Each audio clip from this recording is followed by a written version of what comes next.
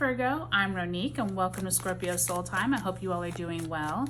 Welcome to this bonus reading that's going to cover the summer solstice that occurs on June 21st, 2023. But this tarot reading will take us all the way through the end of the year. We will pull a card for each month of the rest of 2023. And this is a great time to look back on the last 6 months that we have been in 2023, just to recalibrate yourself and just to see where you are on track and where it's time to start something possibly new in a new direction. But before we pull the cards, Virgo, thank you so much to each and every one of you for liking, subscribing, commenting, and giving my videos a thumbs up. Thank you to all my returning subscribers as well as my new ones. It's always nice to see the comments and respond to everyone. Thank you so much for welcoming me into this community. It's a great place to be. So Virgo, let's get right into it. We are talking about the summer solstice, which in the northern hemisphere is the longest day of sunlight, which to me also is indicative of new opportunities, setting new goals. So really honing in on where is it that you are in the year. We're going to pull a card for each month from June until December and pull an overarching card and pick an oracle animal spirit card. Okay, so we start off in June with this Four of Cups in the upright position. July, we have the the Knight of Swords in reverse. August, we have the Wheel of Fortune in the upright. September, we have the Six of Wands in reverse. October, the Hermit card in reverse. November, the Nine of Wands in the upright. And we end the year with this Seven of Swords in reverse. All right, now let's go ahead and pull an overarching theme card.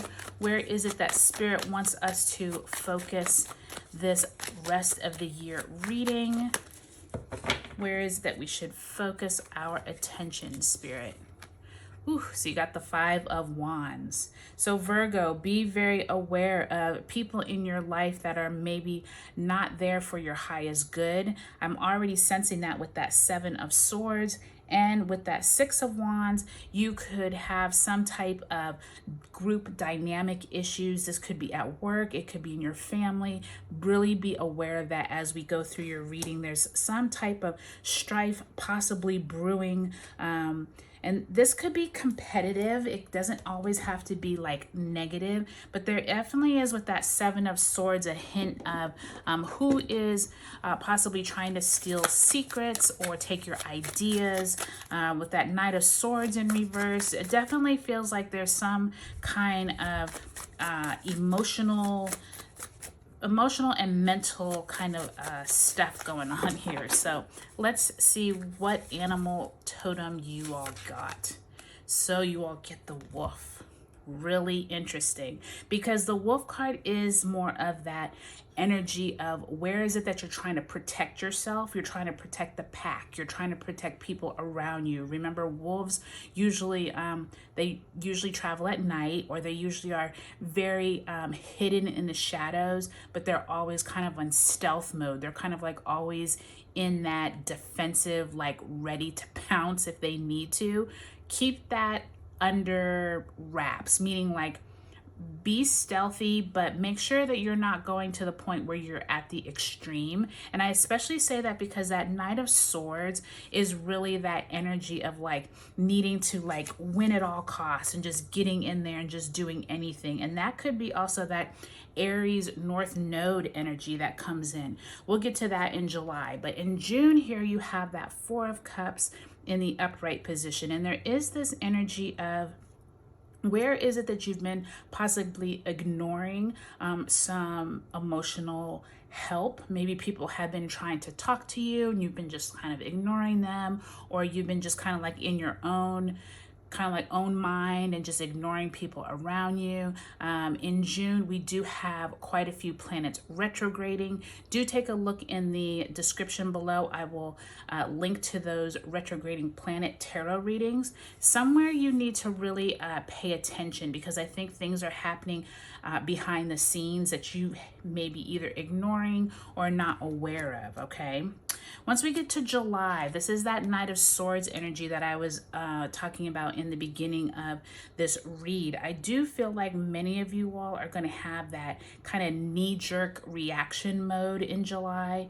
July is when the nodes do change signs into Aries and Libra. And this energy of just having to win at all costs, going in there, not thinking, maybe this is at work, you are just firing off in a conversation, you get, on the defense. It is in the reverse, so maybe you're kind of like hesitant, but you feel like doing something. So just keep that in mind as you move through July.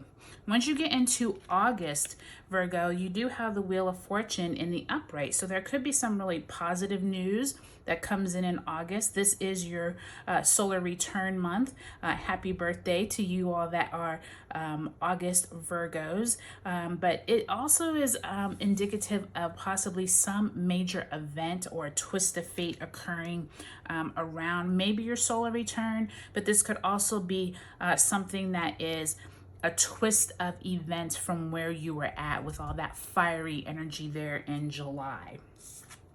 By the time you get to September, you do have this Six of Wands in reverse. This is almost feeling like there was an opportunity, or maybe you should have gotten like a pat on the back or some accolades and you don't receive them. I do feel like many of you are waiting on some news. This could be waiting on a raise, or waiting on a boss to get back to you, or some information from a bank. There's something that it feels like you were supposed to receive it and you've been waiting a long time and you just haven't received it here in September. And I feel like once you get to October and November, which I'm going to read together, I feel like you're needing to take some time for yourself. I feel like many of you all have been going with this Nine of Wands. And by the time you get to almost like the end of the year, moving into the holiday season, many of you all are going to need to take a break from all of the excitement and commotion around you. I feel like this whole thing wears you out, okay? And if you're not careful, you're going to either fall ill, come down with a cold, whatever, but it just feels like you all are so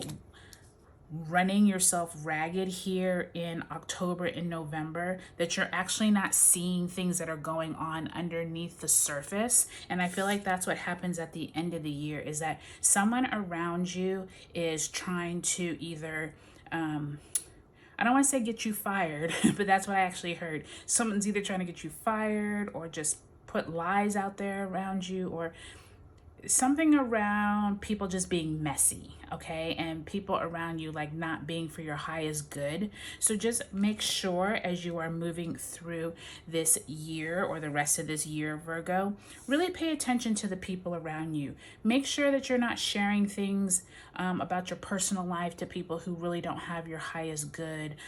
Make sure that this wolf mentality, it's good to be in packs of people and feel like you have like a family of people around you for your highest good. But I do feel like some of you are feeling like everyone around you is not for your highest good. So keep that in mind throughout the rest of 2023. But overall, Virgo, I think you have some like mixed bags of energy here. I think that you definitely need to take the high ground around anyone who is being negative around you. If you can remove yourself from toxic people, that will be your key, okay? So do take a look at your sun, moon, and rising signs, as well as those other tarot readings for around the solstice, because I think this is a great time to make new intentions for how you want the rest of 2023 to go.